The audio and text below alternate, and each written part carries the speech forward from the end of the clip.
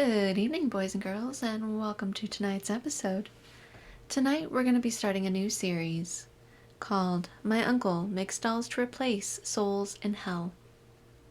So snuggle in, grab a warm blanket, and get ready for the story. Hell is a forest deep and dark. Its earth is cold, its trees are stark. Among the shades dwells the hunter's face. Please send another in my place. My Uncle Teddy gave me a book of old world fairy tales when I was little. It was filled with stories full of blood and terror, far different than the modern versions you see today. But there was this poem at the end of the book that was different than the rest, and that was the thing that always stuck with me, always spooked me even when I got older.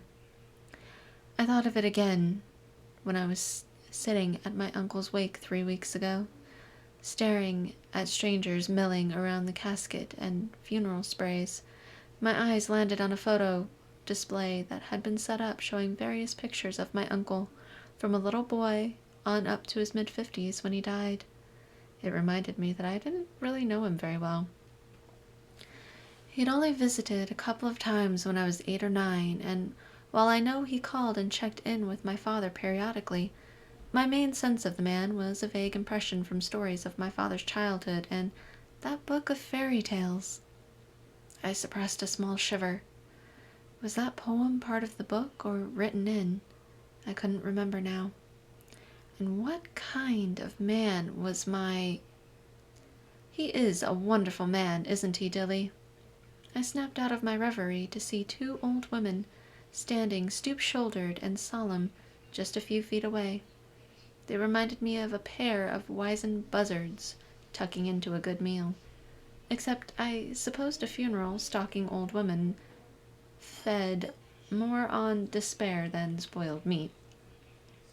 Chiding myself for the unkind thought, I offered a weak smile as I saw they were looking at me. "Oh yes, a truly singular man of truly singular talents, Millie," the other one offered, her eyes not leaving my face. Swallowing, I accepted that they weren't just going to go away, so I decided to engage them in the hopes of getting it over quickly. "So, you 2 knew my uncle well?" Millie gave a low, throaty chuckle that spoke of cigarettes and bourbon early in her life, if not now. "Oh yes, fairly well. We've been clients of his for years." I felt a small flicker of interest at that. Clients? I'd always wondered what my Uncle Teddy did. He always had a lot of money from what I heard, but I never knew from what. Can you tell me what kind of work he did? The 2 women exchanged a glance, and then a giggle. In short, it was a nasty sound. Sounded just like schoolgirls sharing the secret of the cat they had just lit on fire. I felt myself recoil slightly and was about to make an excuse and go when Dilly started speaking again. "He's an artist, my dear. Painfully talented. The thing we use him for are our memoriam dolls. I have one made every year." She said this last with some amount of pride or boasting in her voice, but I had no idea what she was talking about. Whatever it was clearly rankled Millie, whose mouth drew down into a sullen frown. Not everyone got all of their father's and husband's fortunes, Dilly. And besides, Theodore always said that once every 5 years was quite sufficient.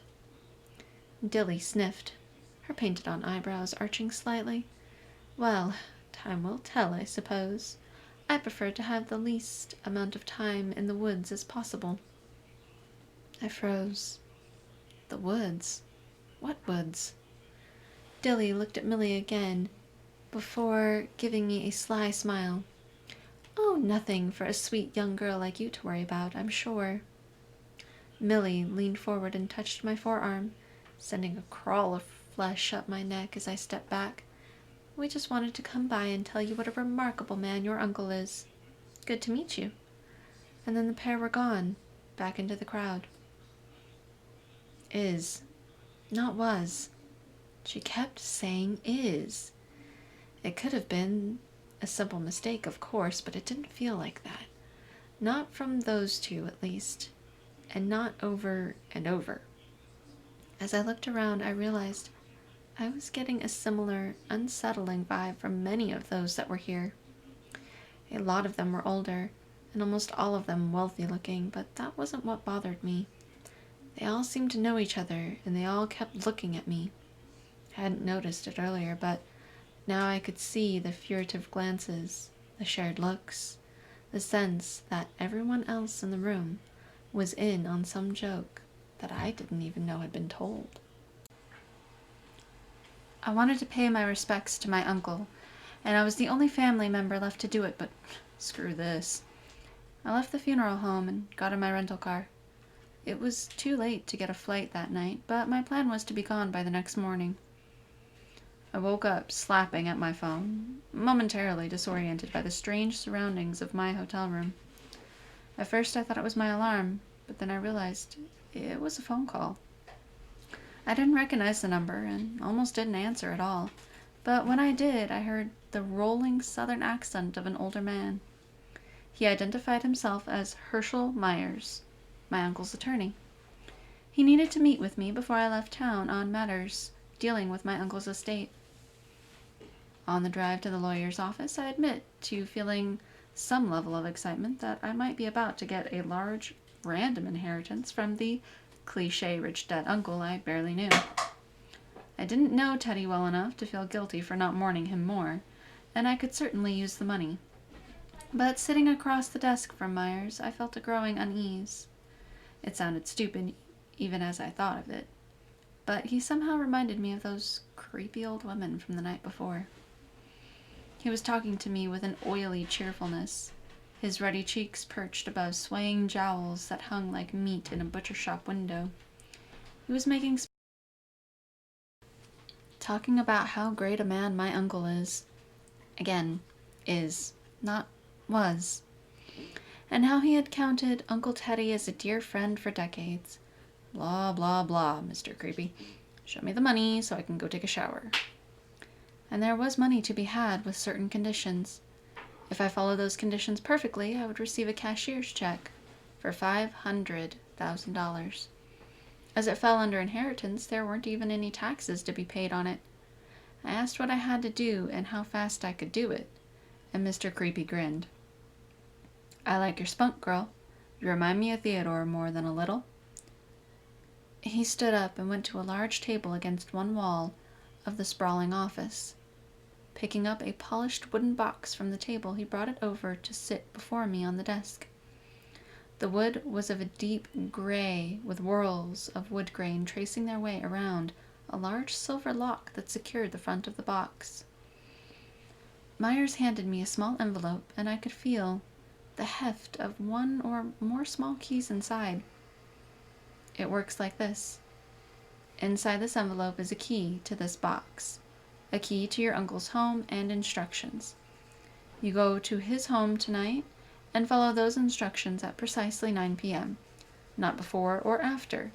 If you do that, tomorrow morning you will come back here and receive your check for $500,000. How does that sound? I smiled, my hand greasy on the envelope. That sounds just fine. Hello, Cora. You didn't know me well, but my hope is that you will indulge me in this small thing I ask, as you are the only one I can ask. I understand you'll find this all very strange, but please do as it precisely as you can. Tonight, go to my house. You will find a door on the right side of the front hall that leads to a large, empty room with a pattern in the marble of the floor. You will find a small table in the corner containing 12 small branches, and a small bottle of lighter fluid, a knife, and a box of matches. Arrange the branches where two point side by side in each of the 4 cardinal directions, north, south, east, and west. For guidance, the fireplace in the room is precisely north. Set the other 4 branches between the outer edge of the cardinal directions so that each branch connects 2 sets of 2. Set the doll you will find in the box in the middle of the branches. Take the knife and prick your finger. Press the blood to the doll's face. A drop or two will do fine. Douse the doll and the branches in lighter fluid and light the match. After it is burning, leave the house and immediately return to Mr. Meyer's office the following morning for your reward. Thank you for helping me, Cora. I wish we had been closer. Perhaps someday we will be. The box did contain a doll, though it was unlike anything I had ever seen before. It was a remarkable likeness of my Uncle Teddy, with a face carved out of ivory and a body made from the strange gray wood as the box that had held it.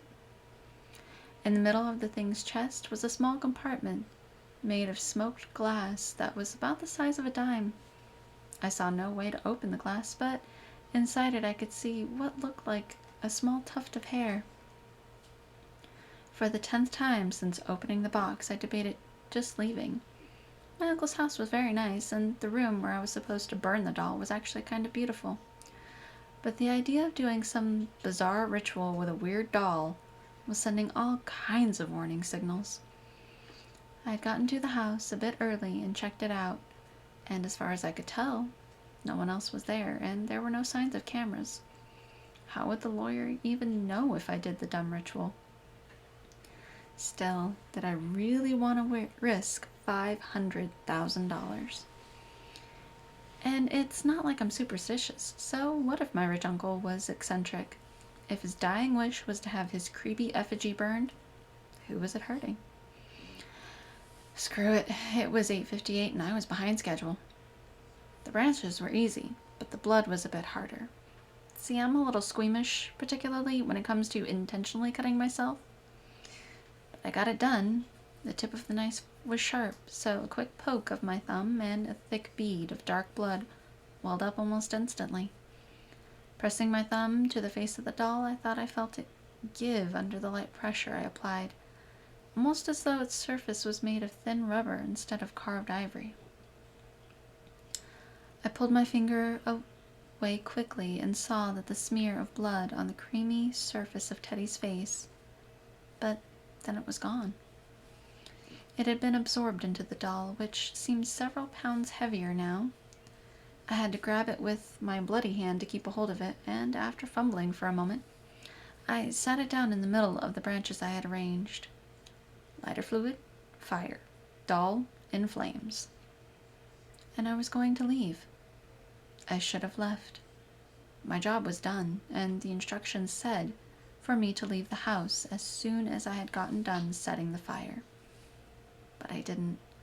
First I told myself I was making sure that the fire didn't go out too quickly, that I was ensuring it was a job completed and well done. But that wasn't the real reason, or at least not the most compelling one. I wanted to stay in case something actually happened. The doll burned slowly at first, but after a couple of minutes, the wood of its body began to glow orange with the heat of the flames.